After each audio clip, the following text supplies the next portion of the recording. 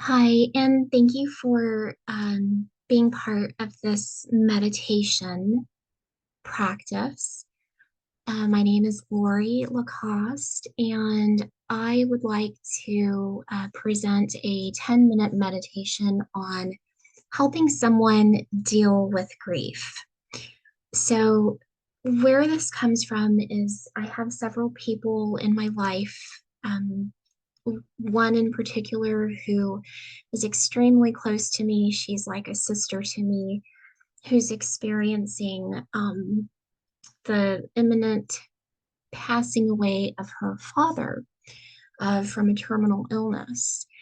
And then I have another person in my life who I'm not close to, but this person um, is somebody that I've known for almost 2 years. I actually work with this person, and while we don't have a close relationship, there is a level of care and concern uh, between us for each other just by virtue of being in the same workspace and working towards the same goals as coworkers.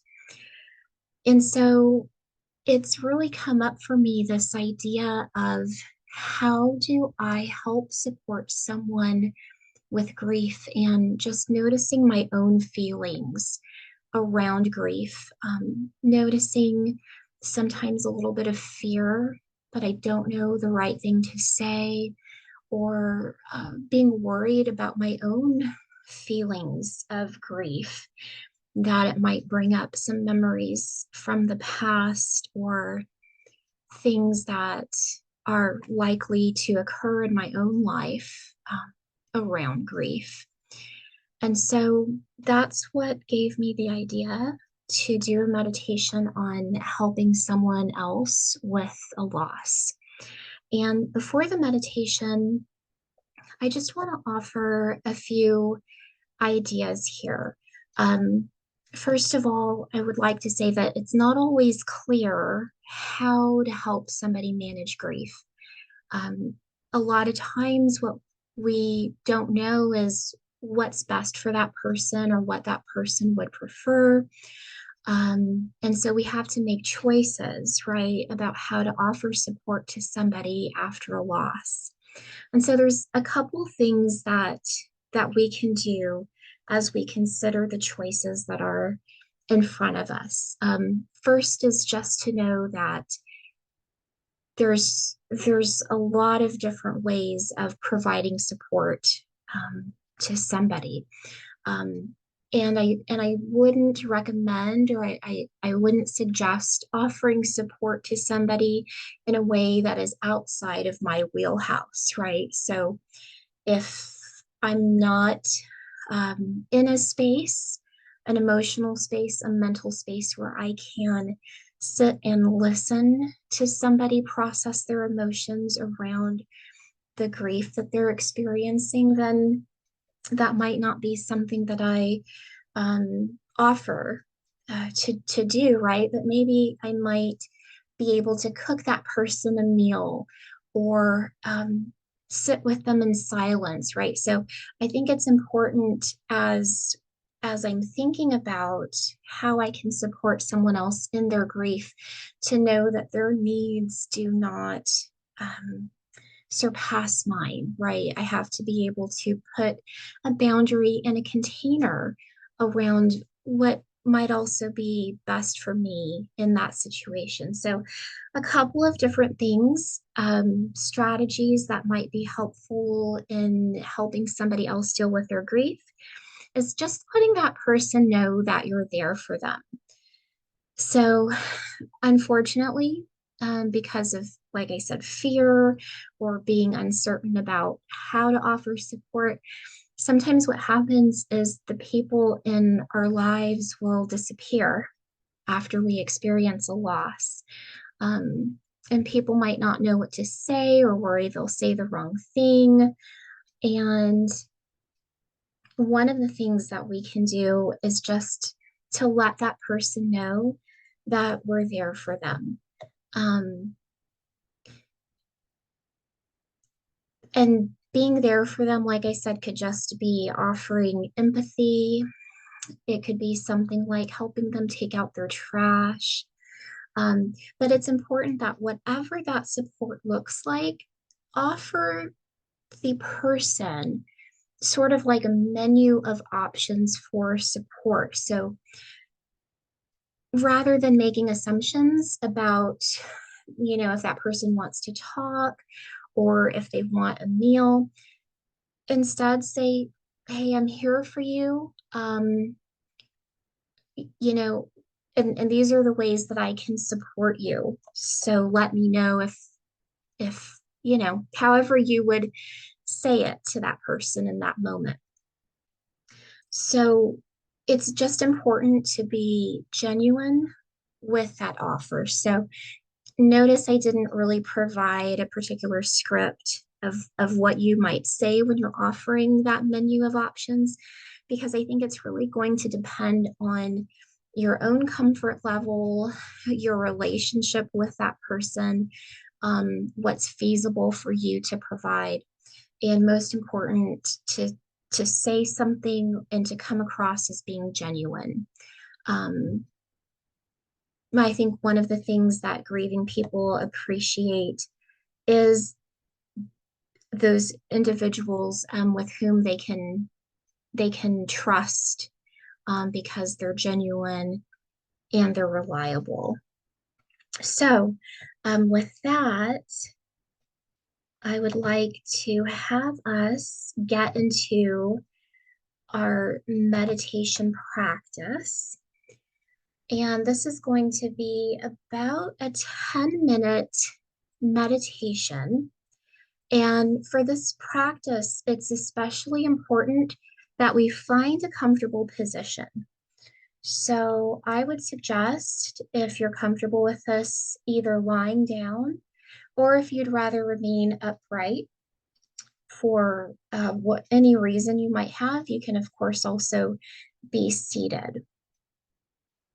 So to help us focus and gain some initial stability, let's bring our awareness and our attention to the breath that is at the belly. Inhale and notice sensations of breath. And on the exhale, also again noticing those sensations of breath as the belly rises and falls, that natural rhythm of the breath. So let's begin our meditation practice as we continue focusing on the breath. It's important to understand that grief is a natural part of life, and it's nothing to be ashamed of, it's nothing to fear. And we know that it touches all of us in one way, shape, or form at some point in our lives. So perhaps you are here and listening to this because you want to help someone who is dealing with grief. What I'd like to do, the invitation for us to do now, is to imagine we're going to remove any blocks that may be present around supporting someone who is dealing with grief. So picture this person in your mind.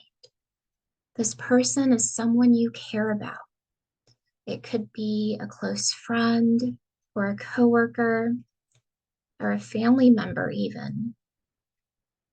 Perhaps this person has extended kindness and support to you in various ways. Imagine this person as though they are seated right in front of you. Thinking about your relationship to this person and the care and the concern that you have for them, how might you convey this care and concern?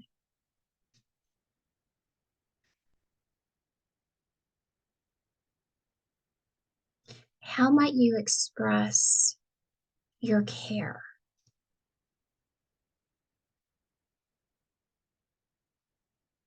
Imagining any barriers completely removed any fear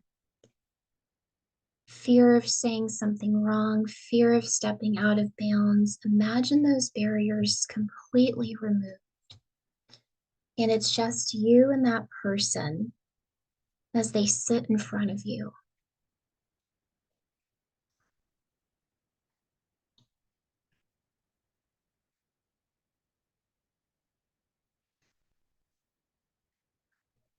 Knowing this person, perhaps you know them very well, perhaps you only know them somewhat well, but knowing what you do know about their personality, knowing what's within your capability to provide, how might you be able to support them? What are some ways that might be supportive to that person?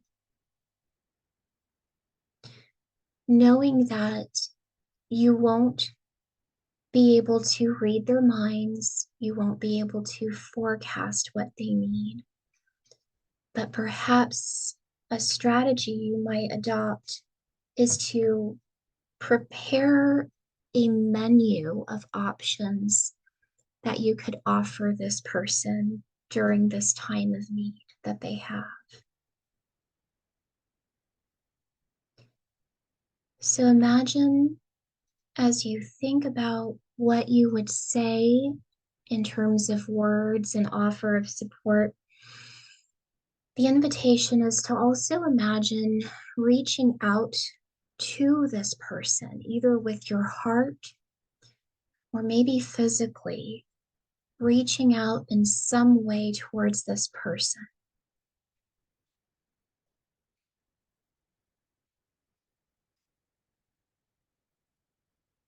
What feels right to you? Is it a physical embrace or is it a metaphorical embrace? Perhaps it might be comforting to you to know that it's okay to not know what to do. It's okay if there's a little bit of discomfort or awkwardness or stumbling over the words. What's important is the message of help or support that you want to bring this person. So meditate on that for a few moments and practice the words in your mind.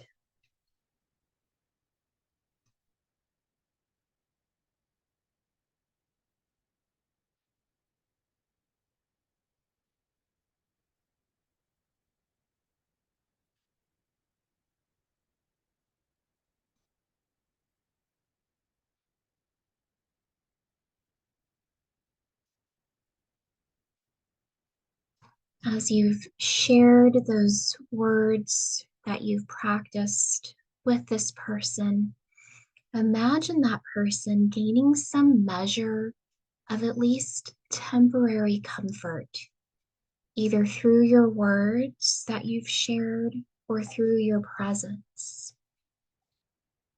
through your offer of support. Understanding again that grief touches us all, and there's no one way to comfort or support someone. Imagine after your offer of support, following through on that support. What does that look like to follow through on these offers of support that you're willing to offer this person?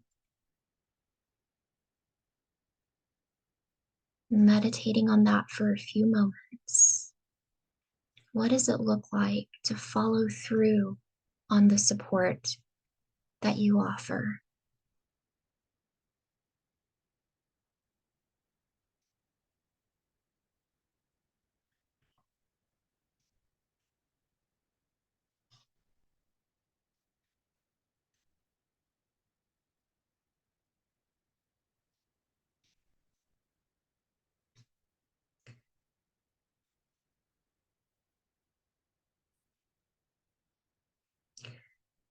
After you've considered what these offers of support would look like when you follow through on them, the invitation is to imagine how you would want others to support you if you were in the situation of grieving. Perhaps you have been in a situation where you were grieving and maybe you received the support you needed and maybe you didn't. What were some ways that were comforting to you? What were some things that were a support to you?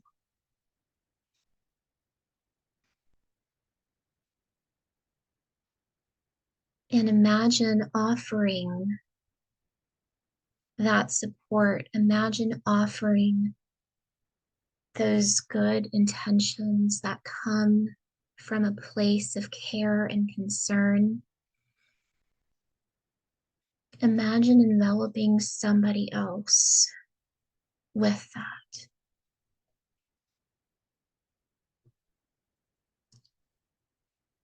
With your next breaths, inhale and draw in that intention of goodness.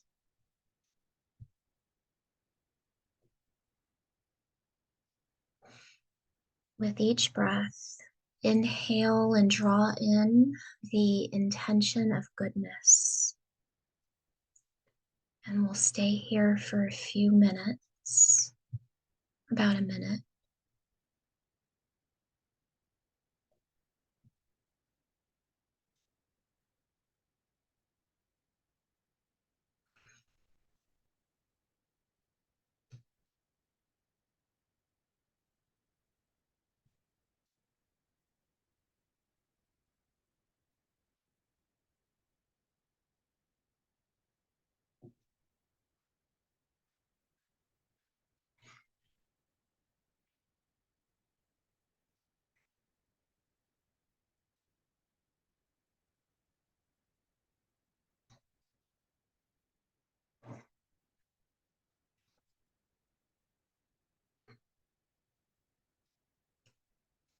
Drawing in that intention of goodness.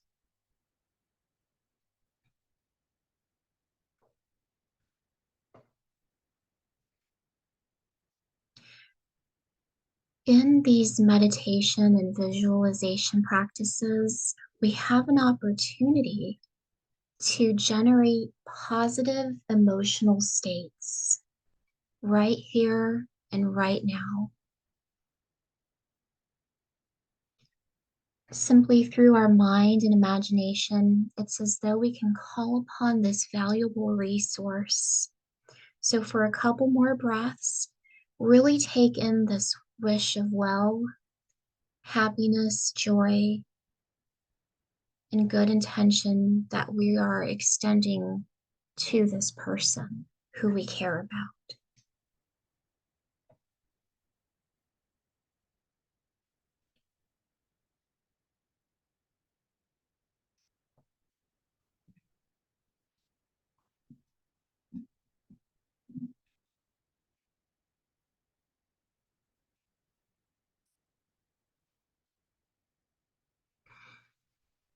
In just a moment, I'm going to sound the bell.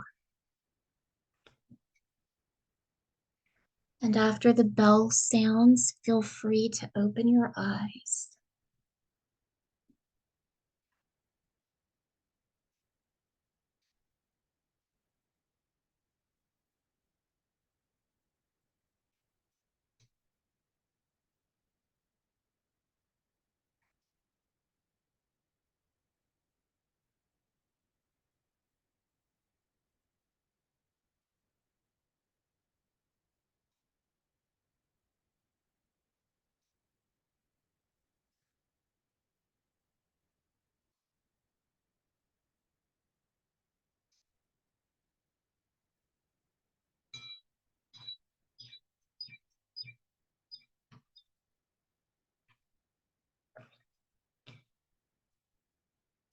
So that was the bell. As your eyes readjust, to your surroundings, you may notice yourself feeling more calm and resourceful about your next interaction with this person. Remembering that grief is a natural, normal part of life, and when we can be there for others in sickness and health, in joy and in sorrow, that is a life that is lived with intention, and that is a life that is lived well.